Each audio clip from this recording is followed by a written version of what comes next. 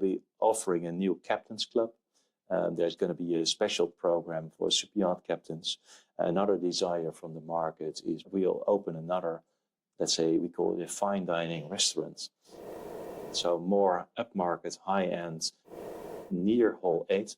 And that allows super yacht industry visitors to have their lunches here at the Rice Center. They don't need outside. So we'll have this captive audience. They don't need to get outside. So there are a variety of new initiatives. It's not just an expansion.